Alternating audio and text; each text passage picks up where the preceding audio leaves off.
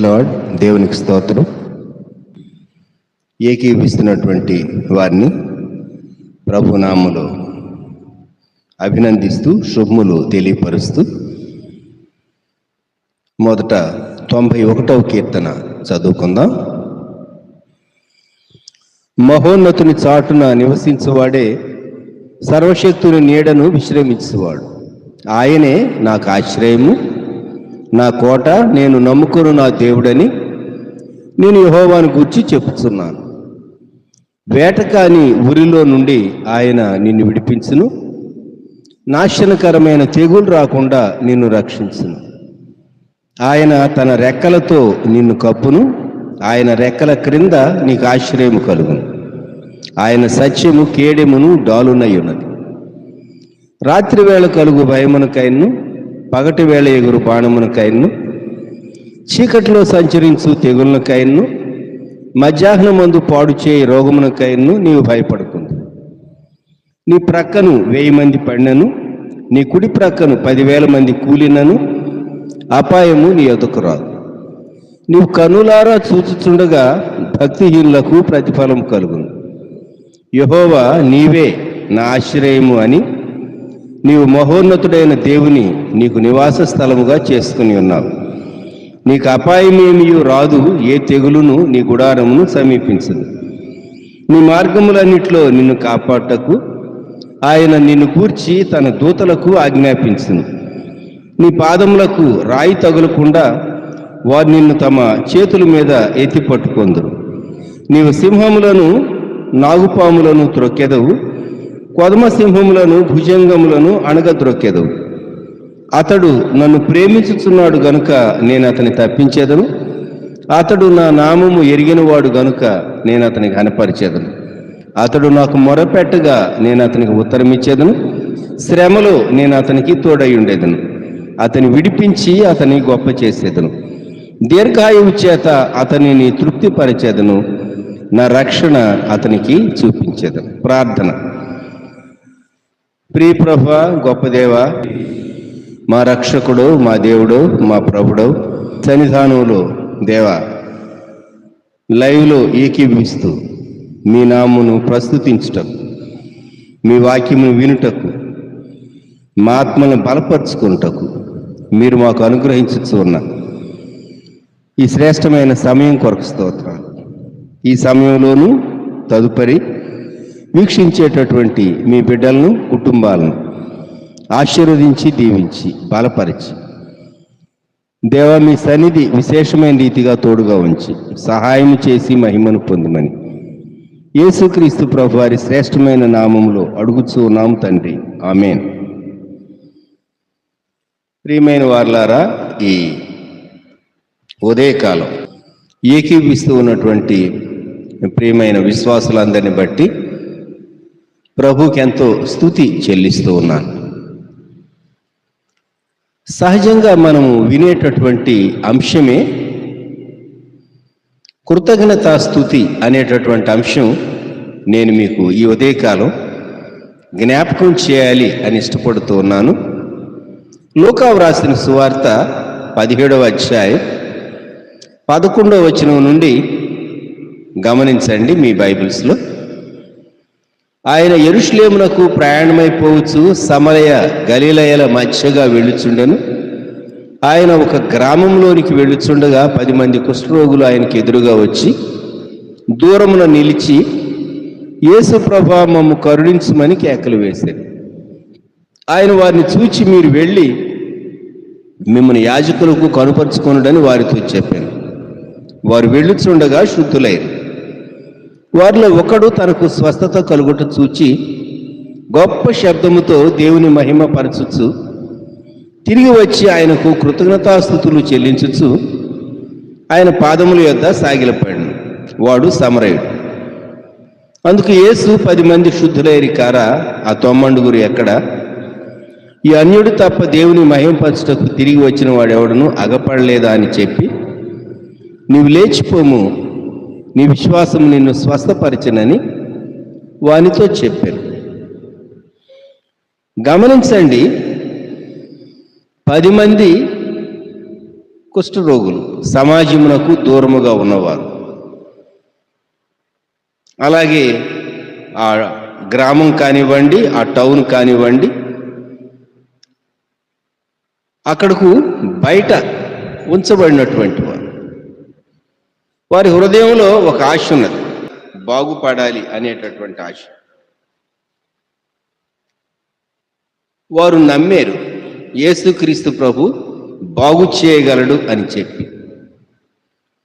అందుకే కేకలు వేశారు, దూరమున నిలిచి కేకలు వేశారు. సమరయుల ప్రాంతం వేరు, గలిలయ జిల్లా వేరు. యేసుక్రీస్తు ప్రభు సమరయ గలిలయల మధ్యగా వెళ్ళుచుండెను. ఎందుకు అంటే సమరయుల గ్రామములలో యూదులు ప్రవేశింపరు, చాలా నిష్ఠాగరిష్ఠులు యూదులు. అందువలన ధర్మశాస్త్రాన్ని పాటించేటటువంటి, మోషే ద్వారా దేవుడు అనుగ్రహించిన ధర్మశాస్త్రాన్ని పాటించేటటువంటి యూదులు ఈ షోమ్రోను లేక సమరయ ఈ ప్రాంతాలు, సమరయ ప్రాంతాల్లో ఉండేటటువంటి వారి యొక్క అలవాట్లు, వారి యొక్క పద్ధతులు, వారి జీవిత విధానం మోషే ధర్మశాస్త్రానికి వ్యతిరేకమైనటువంటి కార్యాలు చేసేటటువంటి వారు. కాబట్టి వీరు తక్కువ వారిగా ఎంచబడ్డారు. వీరి గ్రామాల్లో యూదులు ప్రవేశింపరు. అందుకే యోహాను సువార్తలో సుకార్ అనేటటువంటి ఊరి దగ్గర ఆ సమరయుల గ్రామంలో యేసుక్రీస్తు ప్రభు నాకు దాహమునకిమ్మని సమరయ స్త్రీతో ప్రభు మాట్లాడినప్పుడు, యూదుడవైన నీవు సమరయ స్త్రీవైన నన్ను దాహమునకిమ్మని ఎలాగ అడుగుతూ ఉన్నావు అని ఆమె నేరుగా ప్రశ్న వేయగలిగింది. యేసుక్రీస్తు ప్రభు ఆయన కులముల యొక్క, ప్రాంతముల యొక్క అడ్డుగోడలన్నిటినీ ఆయన అధిగమించి కొట్టివేసి వ్యక్తి యొక్క ఆత్మరక్షణ కొరకు దేవాది దేవుడు శరీరధారిగా భూమి మీద ఆయన తన శక్తిని, తన ప్రేమను ఆఖరిగా శిలువలో ప్రాణం పెట్టుట ద్వారా ఆయన తన గొప్ప ప్రేమను వెల్లడిపరిచాడు.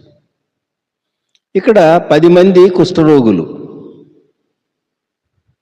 వారు దూరమున నిలవబడ్డారు. ఎన్నో సంగతులు వారు గ్యాదర్ చేసి ఉంటారు. ఆ దినాల్లో కుష్ఠరోగులు అద్భుతమైనటువంటి స్వస్థత పొందుట, వారు కొన్ని సంఘటనలు వినుంటారు.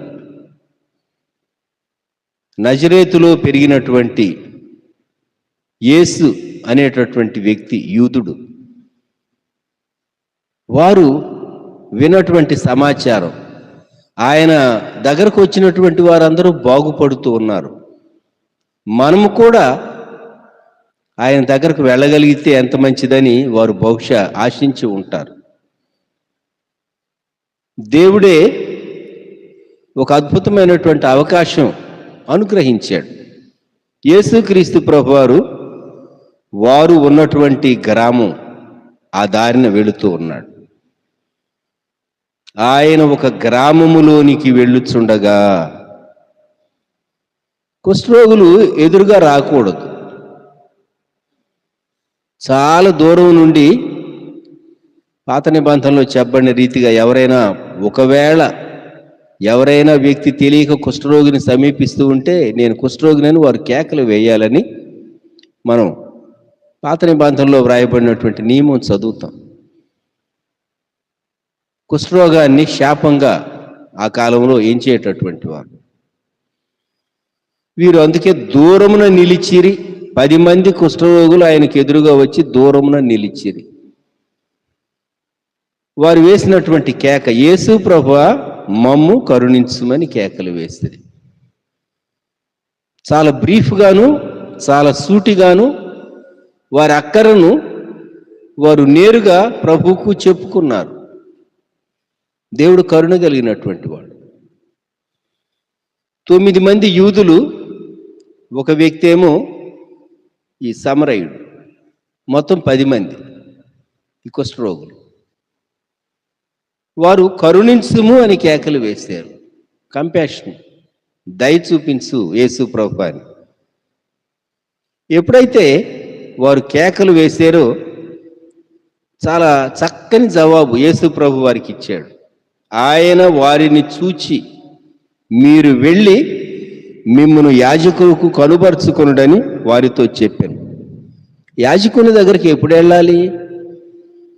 స్వస్థత పొందిన తరువాత, ఆరోగ్యం కలిగిన తరువాత యాజకుని దగ్గరికి వెళితే యాజకుడు వారిని పరీక్షించి వారు ఆరోగ్యవంతులు, కుష్ఠరోగం లేదు అని మోషే ధర్మశాస్త్ర ప్రకారం ఆయన కన్ఫర్మ్ చేస్తాడు.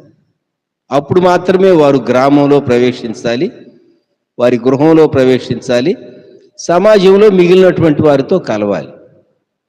చూచారా? పాపపు కుష్టు చాలా భయంకరమైంది.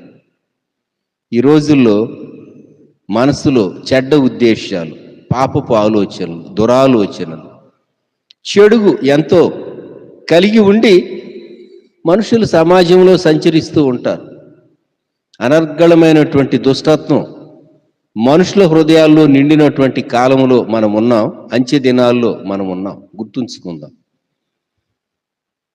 యేసుక్రీస్తు ప్రభు వ్యక్తి యొక్క శరీరానికి కలిగినటువంటి వ్యాధిని మాత్రమే కాదు కానీ వ్యక్తి యొక్క మనస్సును ఆయన బాగు చేయగలిగినటువంటి వాడు.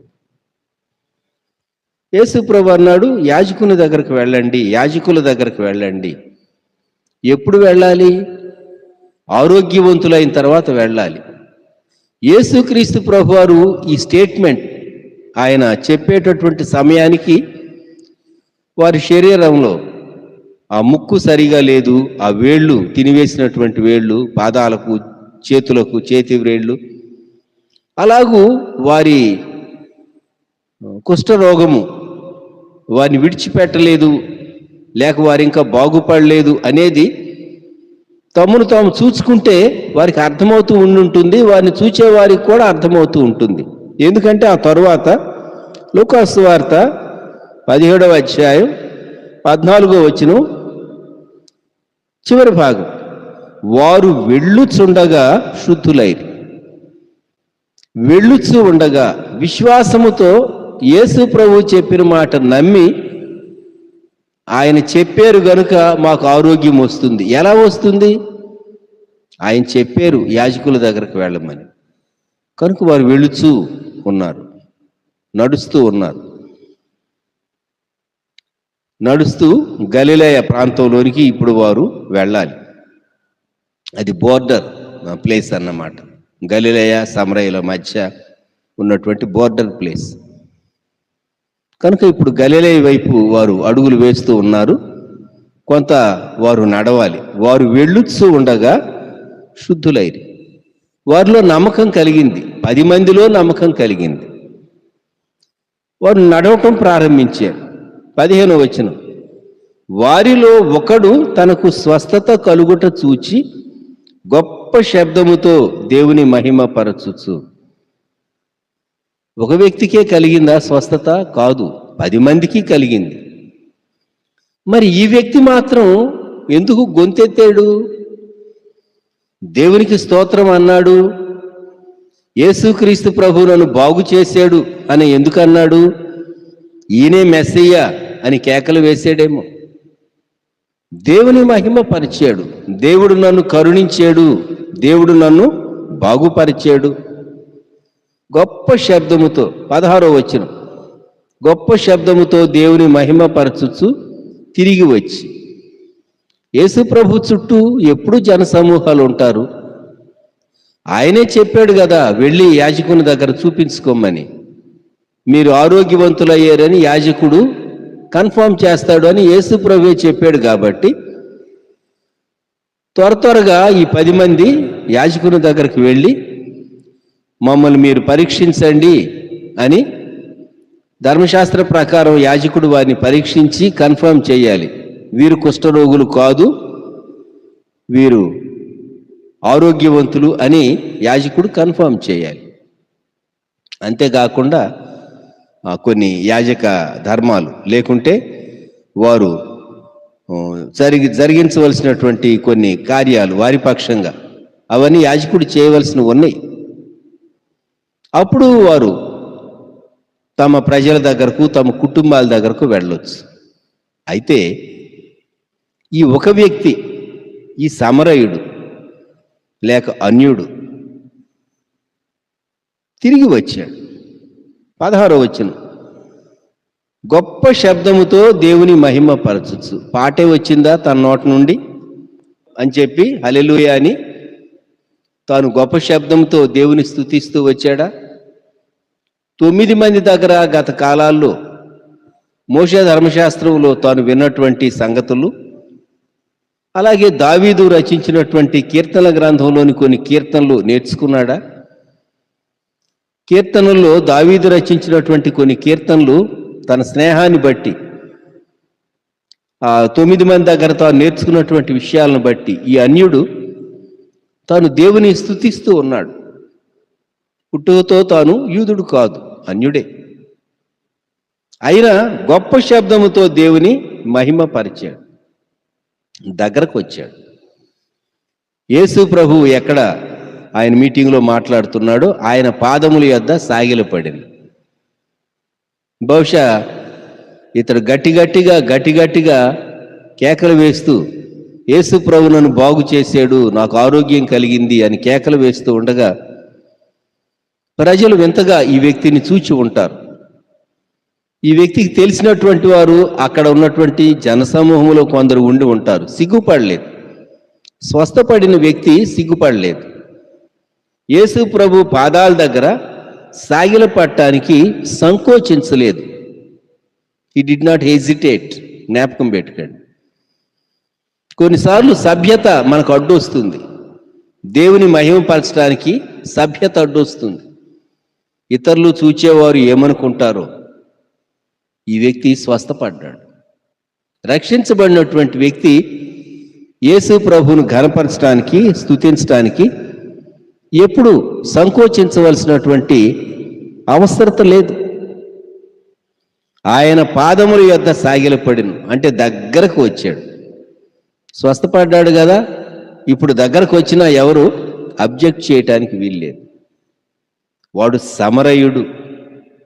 అందుకు యేసు 17వ వచనం, లూకా 17:17,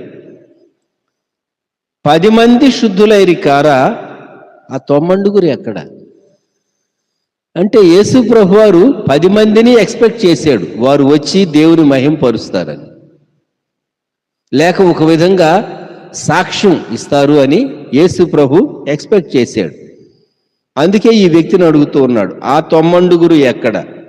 ఈ అన్యుడు తప్ప దేవుని మహిమపరచుటకు తిరిగి వచ్చిన వాడెవడను అగపడలేదా అని చెప్పి, నీవు లేచి పొమ్ము, నీ విశ్వాసము నిన్ను స్వస్థపరిచినని వానితో చెప్పాను. ఫెయిత్ అండ్ హీలింగ్, ఈ రెండిటికి మధ్య ఉన్నటువంటి కనెక్షన్ మనకు అర్థమవుతుంది. వ్యక్తి స్వస్థపడగోరినప్పుడు ఆ వ్యక్తి యొక్క అంతరంగములో దేవుడు బాగు చేస్తాడు అనేటటువంటి విశ్వాసం. అయితే చాలా అరుదుగా కొన్ని కేసెస్లో మనం ఎక్స్పెక్ట్ చేసినవి సంభవించవు. అవి ఎక్సెప్షనల్ కేసెస్, వాటిని ప్రక్కన పెడదాం. సాధారణంగా జరిగేటటువంటి, జనరల్గా జరిగేటటువంటి విషయాల గురించి మనం మాట్లాడుకుందాం. నీలో నమ్మకం కలిగినప్పుడు, నీ పాపం నుండి, నీవు జయించలేనటువంటి అలవాటు నుండి యేసు ప్రభు నిన్ను బాగు చేయగలడు అని నీవు నమ్మినప్పుడు చాలా ఖచ్చితంగా యేసుక్రీస్తు ప్రభు యొక్క స్వస్థత, విడుదల, ఆరోగ్యం, క్షేమం నీకు సంభవిస్తుంది.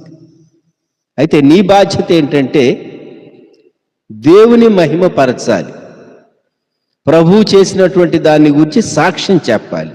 ఇది విశ్వాసి యొక్క బాధ్యత. ఆయనకు కృతజ్ఞతాస్తుతులు చెల్లించుచు ఆయన పాదముల యొద్ద సాగిలపడింది. ఆదివారం యేసు ప్రభువును ప్రేమించినటువంటి బిడ్డలమైన మనం సంఘంగా చేరినప్పుడు, అది ఏ దేశమైనా కానివ్వండి, ఏ భాష అయినా కానివ్వండి, ఏ ప్రాంతమైనా కానివ్వండి, టౌన్ కానివ్వండి, గ్రామం కానివ్వండి, మహానగరాలు కానివ్వండి, ఎక్కడైనా దేవుని మనం ఆరాధించి స్తుతిస్తాం.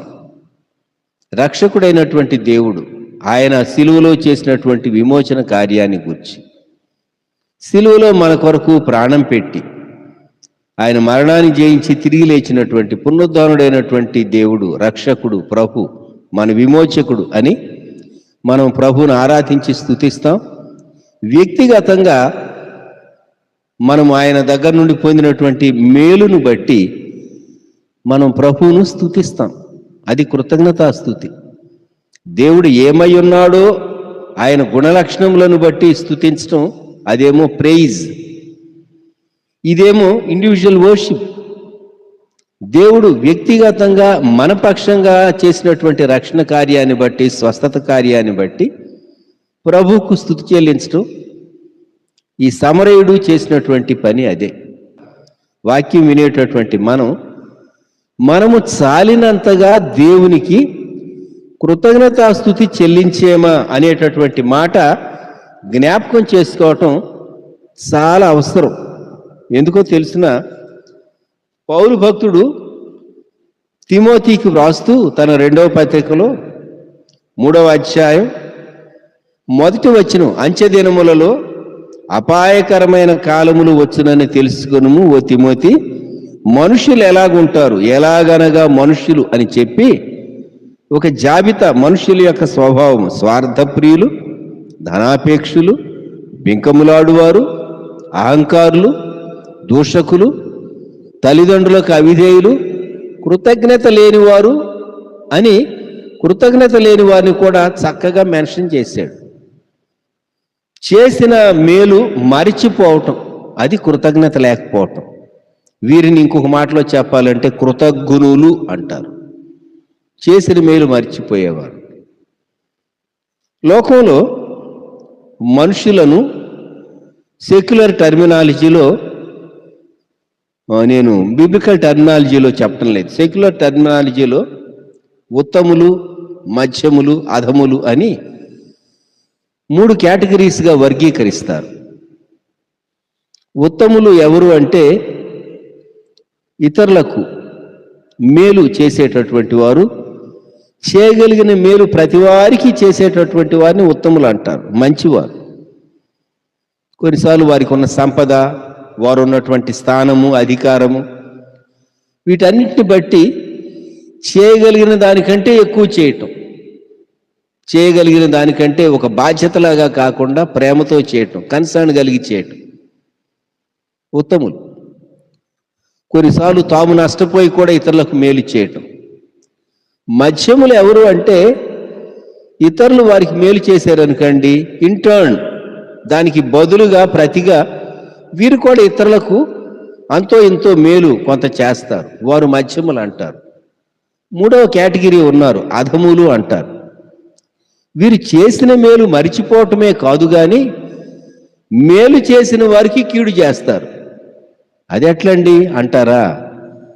ఓ పావును తీసుకురండి, పావు చిన్న పిల్లని తీసుకురండి, ఆ చిన్న పావు పిల్లకు పాలు పోయండి, పెంచండి. ఖచ్చితంగా దాని స్వభావం ప్రకారం అది కాటు వేస్తుంది. ఎందుకని? అది దాని స్వభావం. అధముల యొక్క స్వభావం అటువంటిది, గుర్తుంచుకోండి. ఇది ఉత్తములు, మధ్యములు, అధములు అనేది లోకంలో ఉన్నటువంటి సెక్యులర్ డివిజన్ నేను చెప్పింది. యేసు ప్రభువుని విశ్వసించినటువంటి మనం కృతజ్ఞత కలిగి ఉండాలి. మనుషుల్లో, విశ్వాసుల్లో సహా కృతజ్ఞత రాహిత్యం భయంకరంగా ఉన్నటువంటి అంచె దినాల్లో, అపాయకరమైన కాలాల్లో మనం ఉన్నాం. కొన్ని మార్లు మనకి ఏమనిపిస్తుందంటే, మేలు ఎందుకు చేయాలి, కీడు ఎందుకు పొందాలి? దానికి ప్రతిగా పౌలు గారు గలతీయులకు వ్రాసినటువంటి పత్రిక 6వ అధ్యాయం 9వ వచనం, మనము మేలు చేటి యందు విసుకక యుందుము, మనము అలయక మేలు చేసితిమేని తగిన కాలమందు పంటకు పోతుము. మేలు చేయటం అనేది విత్తనం విత్తటంతో సమానం. ఆ తరువాత కొంతకాలానికి ఆ విత్తనం అది చిన్న మొక్కై, అది చెట్టై, ఆ తరువాత ఫలం ఇస్తుంది. అనేక సంవత్సరాల తర్వాత తగిన కాలమందు పంట కోతుము. కొన్ని మార్లు మనము కొన్ని విషయాలు వింటూ ఉంటాం లోకంలో జరిగేవి. ఒకరు ఒకరికి సహాయం చేసి ఇలాగ చెప్పవచ్చు, మీ తండ్రి గారు మా తండ్రి గారికి మేలు చేశాడు, అందుకే ఈ తరంలో నేను నీకు చేయగలిగినటువంటి సహాయం నేను చేస్తూ ఉన్నాను అని ఒక జనరేషన్ తరువాత మేలు చేసేటటువంటి వారు అటువంటి విషయాలు మనం వింటూ ఉంటాం. పాత నిబంధనలో డేవిడ్ బెస్ట్ ఎగ్జాంపుల్. దావీదు సింహాసనం మీదికి వచ్చాడు, అధికారంలోనికి వచ్చాడు. దావీదు అధికారంలోనికి వచ్చిన తరువాత సమూయేలు 2వ గ్రంథం 9వ అధ్యాయం 1వ వచనం, యోనాతాను బట్టి నేను ఉపకారము చూపుటకు సౌలు కుటుంబంలో ఎవడైనా కలడా అని దావీదు అడిగాను. ఎందుకు అడగాలి? ఆలోచించండి, ఎందుకు అడగాలి? సౌలు తాను సింహాసనం మీద ఉన్నంత కాలం దావీదు యొక్క క్షేమాన్ని కోరలేదు. అయితే జోనతన్ డిఫరెంట్ క్యారెక్టర్.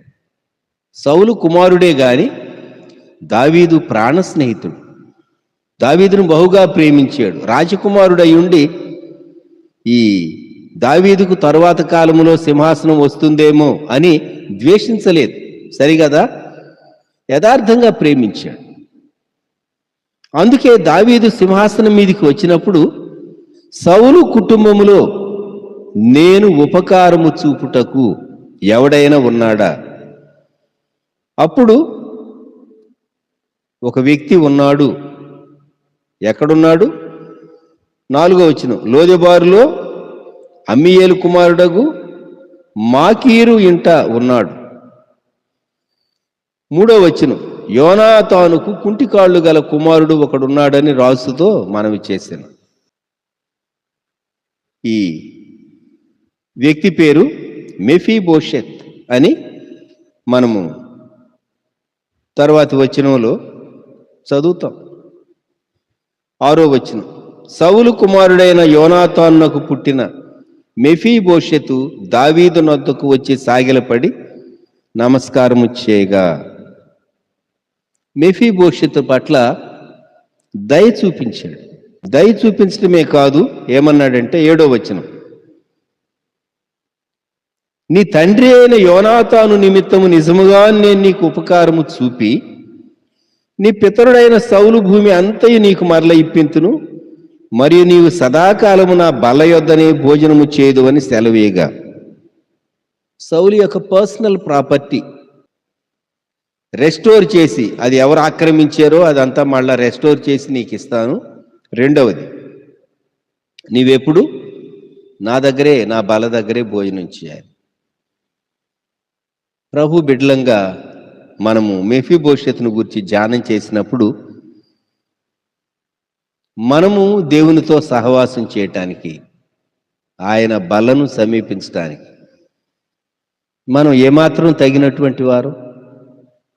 లోకంలో మనం లోకరీతిగా జీవించినటువంటి వారం మనం శ్రేష్ఠులం కాదు. దేవుడే మనల్ని కనికరించాడు. ప్రభువైన యేసుక్రీస్తు యొక్క శిలువను బట్టి, ఆయన మనలను ప్రేమించటాన్ని బట్టి, ఆయనతో కలిసి సహవాసం చేయటానికి, నాతో అతడును అతనితో నేనును కలిసి భోజనము చేయదు. సహవాసం, ఫెలోషిప్, వాక్య విందులో మనం పాలు పొందుతూ ఉంటాం. వాక్య విందు నీ ఆత్మను బలపరిచేది, నీ మనస్సును స్వస్థపరిచేది. మెఫీబోషెతు రాజైనటువంటి దావీదు యొక్క బల దగ్గర తాను భుజించేటటువంటి కృప తాను పొందాడు.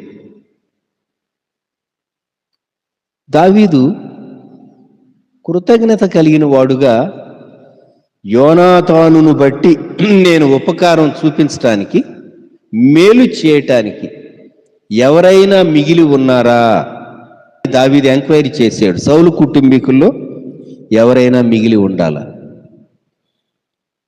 ఈ ఉదయకాలం కృతజ్ఞత అనేది ఎంత ప్రాముఖ్యమైనదో నేను మీకు జ్ఞాపకం చేయగోరుతూ ఉన్నాను. కృతజ్ఞత లేకపోవటం వ్యక్తి యొక్క మనసాక్షిని చాలా భయంకరమైన రీతిగా మార్చివేస్తుంది. గుర్తుంచుకోండి. కృతజ్ఞత లేని వ్యక్తి దేవునికి కృతజ్ఞత ఎక్స్ప్రెస్ చేయడు, మనుషుల పట్ల కృతజ్ఞత వ్యక్తపరచడు, సమాజానికి కూడా కీడు చేయగలడు. తన స్వార్థమే, సెల్ఫ్ సెంటర్డ్నెస్ అనేది మనిషిలో అది తారాస్థాయికి చేరినప్పుడు సమాజానికి వ్యక్తి ఎంతైనా కీడు చేయగలడు. జ్ఞాపకం పెట్టుకోండి. కృతజ్ఞత లేకపోవటం అనేది చాలా భయంకరమైనటువంటి విషయం. లోకస్తుల్లోనే కాదు, విచారకరమైన పరిస్థితి ఏంటంటే విశ్వాసులము అని చెప్పుకునేటటువంటి వారిలో సహా కృతజ్ఞత లేకపోవటం కనబడుతుంది. కొన్ని మార్లు యేసు ప్రభువును నమ్మనటువంటి వారు కృతజ్ఞత కలిగి ఉంటారు అనేది ఒక షాకింగ్ ట్రూత్. కొంతమంది, నేను ఒకరితో ఫోన్లో మాట్లాడానండి. 1982-83 సంవత్సరంలో నేను గూడూరు సిండికేట్ బ్యాంకులో వారితో కూడా కలిసి పనిచేశాను. తను గూడూరు నేటివ్, వారి తండ్రి గారు పెద్ద లాయర్. తన పేరు నాకు జ్ఞాపకమే. గూడూరు రైల్వే ట్రాక్ పడమటి వైపున చాలా పెద్ద బిల్డింగ్, ట్రైన్లో మనం చూస్తే కనిపిస్తూ ఉంటుంది. వారి తండ్రి గారు చాలా పెద్ద పేరు మోసినటువంటి లాయర్. అది నా మనసులో ఉన్నది. నేను 83లో మరలా సూళ్ళూరుపేట తిరిగి మ్యూచువల్ ట్రాన్స్ఫర్లో వచ్చిన తర్వాత నేను ఎన్నడూ వారితో మాట్లాడలేదు. 1983 తరువాత 2022వ సంవత్సరంలో నేను వారికి కాల్ చేశాను. బ్యాంకు ఫ్రెండ్స్ యొక్క ఈ వాట్సాప్ గ్రూప్లో వారి పేరు చూసి కన్ఫర్మ్ చేసుకుని, వీరు ఫలానా అని కన్ఫర్మ్ చేసుకుని నేను ఫోన్ చేశాను. ట్రూ కాలర్లో నా నేమ్ కనిపించినట్టున్నది. వెంటనే ప్రభుదాస్ గారు చెప్పండి అన్నాడు. అది మీరెవరు, ఎందుకు నాకు కాల్ చేశారు అని అడగలేదు. తన జ్ఞాపకంలో నేను ఉన్నాను అనేది నాకు అర్థమైంది. తన వాయిస్లో కూడా చేంజ్ లేదు. చాలాసేపు సంభాషణ చేసుకున్నాం. తను ఏమన్నాడో తెలుసునా? మీరు గూడూరు బ్రాంచ్లో యూనియన్కు ఒక బోర్డు, మామూలుగా నోటీస్ బోర్డు, యూనియన్కు ఒక నోటీస్ బోర్డు మీరు డొనేట్ చేశారు, మీకు గుర్తుందా అన్నాడు. నేను అన్నాను, నాకు గుర్తు లేదండి అన్నాను. మీరు డొనేట్ చేశారండి? ఎందుకు డొనేట్ చేశాను అంటే మ్యూచువల్ ట్రాన్స్ఫర్ యూనియన్ వారు ప్రయత్నం చేసి సూళ్ళూరుపేటకు మరలా తిరిగి మ్యూచువల్ ట్రాన్స్ఫర్ ఇప్పించారు కనుక కృతజ్ఞత ఎక్స్ప్రెస్ చేయడానికి ఆ బోర్డు నేను డొనేట్ చేసి ఉంటానని తర్వాత నాకు అర్థమైంది. 1983 ఎప్పుడు? 2022వ సంవత్సరం ఎప్పుడు? నేను యూనియన్కు డొనేట్ చేశాను అని జ్ఞాపకం పెట్టుకోవాల్సిన ఆవశ్యకత తనకి ఏమున్నది? తాను క్రైస్తవేతరుడు సుమా, ఇంకా చెప్పాలంటే చాలా స్టాంచ్ హిందూ. తాను ఈ విషయం చెప్పినప్పుడు నేను నిజంగా షాక్ అయ్యాను. తాను థ్యాంక్స్ చెప్తున్నాడు. తాను గొప్ప ఒక మంచి స్టేట్ యూనియన్ లీడర్. అది చాలా సింపుల్ థింగే, కానీ తాను అది జ్ఞాపకం పెట్టుకోవటం అనేది ఉన్నది చూసారా? That is something really wonderful.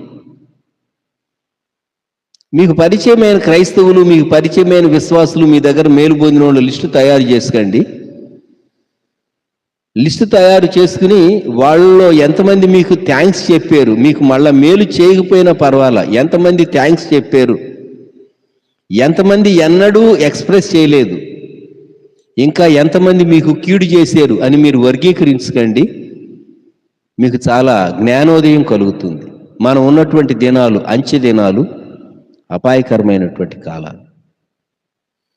మనుషులు కృతజ్ఞత లేని వారుగా ఉంటారు. గుర్తుంచుకోండి, కృతజ్ఞత లేని వారుగా ఉంటారు.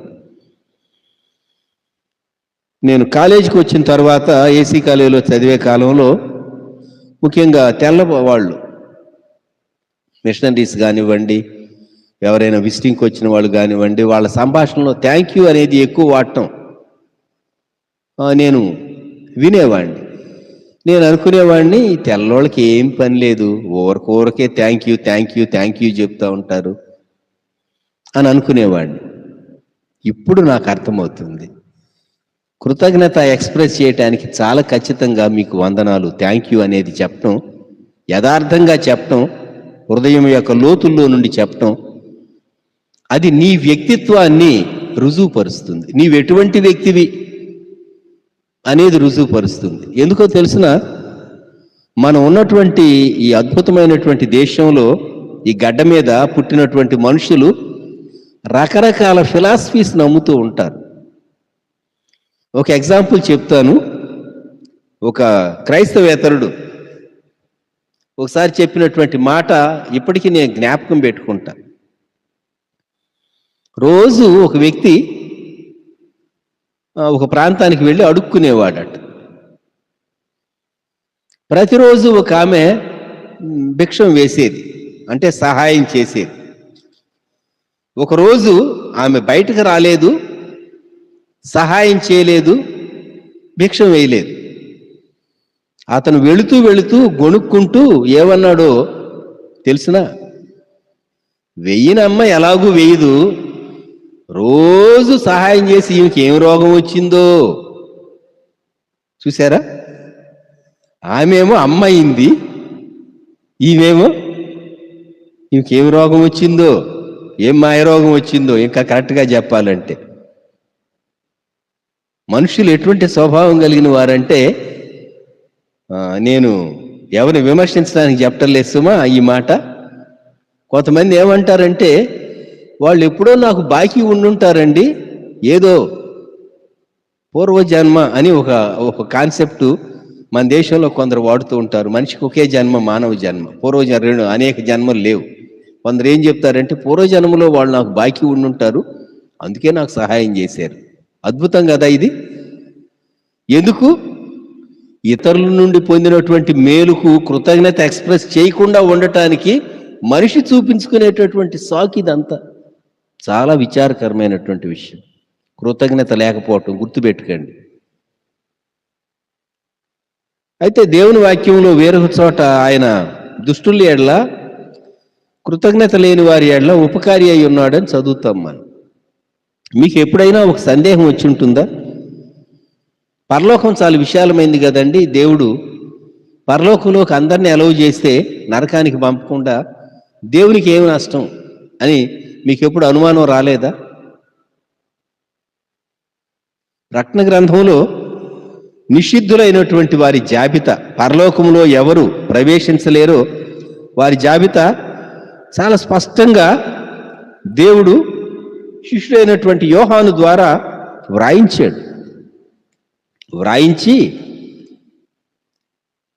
ప్రకటన గ్రంథం 21, పిరికివారు, అవిశ్వాసులు, అసహ్యులు, నరహంతకులు, వ్యభిచారులు, మాంత్రికులు, విగ్రహారాధికులు, అబద్ధికులు అందరూ అని వాని గూర్చి వ్రాయబడి ఉన్నది.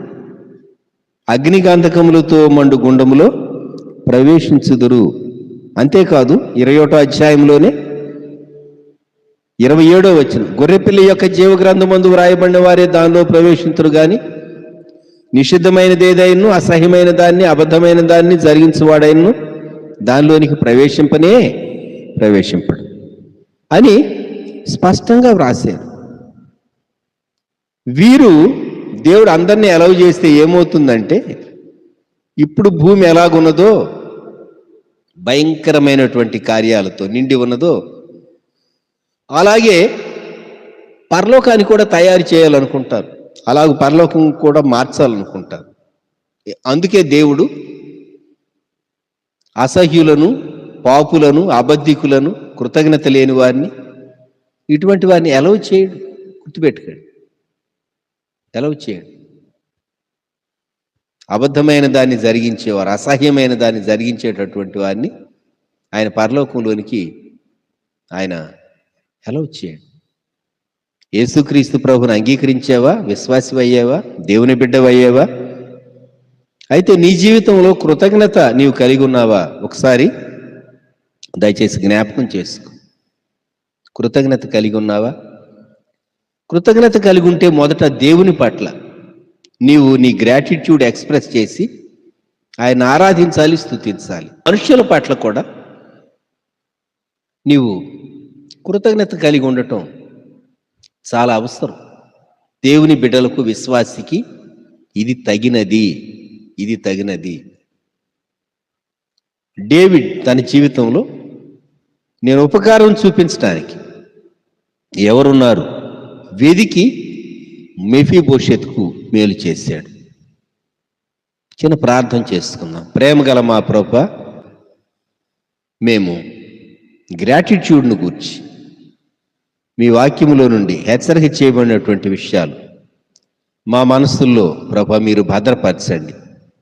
మీ పాదముల యొద్ద సాగిలపడిన సమరయుడిని మేము గుర్తు చేసుకొని మా రక్షణ కొరకు మేము మీకు స్తుతి చెల్లించడానికి, సాగిలపడటానికి, మిమ్మల్ని ఆరాధించడానికి, ఏ మనుష్యులు మాకు మేలు చేశారో, చేస్తూ ఉన్నారో వారి పట్ల మేము కృతజ్ఞత కలిగి ఉండటానికి మీరు మాకు నేర్పించండి. మీకు ఇష్టమైన, ప్రియమైనటువంటి పిల్లలంగా మేము జీవించుటకు మాకు నేర్పించండి, సహాయం చేయండి. యేసుక్రీస్తు ప్రభువారి నామములో అడుగుచూ ఉన్నాము తండ్రి, ఆమేన్. మన ప్రభు అయిన యేసుక్రీస్తు వారి కృప, తండ్రి అయిన దేవుని ప్రేమ, పునరుద్ధానుడైన యేసుక్రీస్తు ప్రభు యొక్క సహాయం మనకు తోడండి, మనల్ని బలపరిచి నడిపించును గాక. ఆమేన్. ప్రభు నామములో మీకు అందరికీ వందనాలు.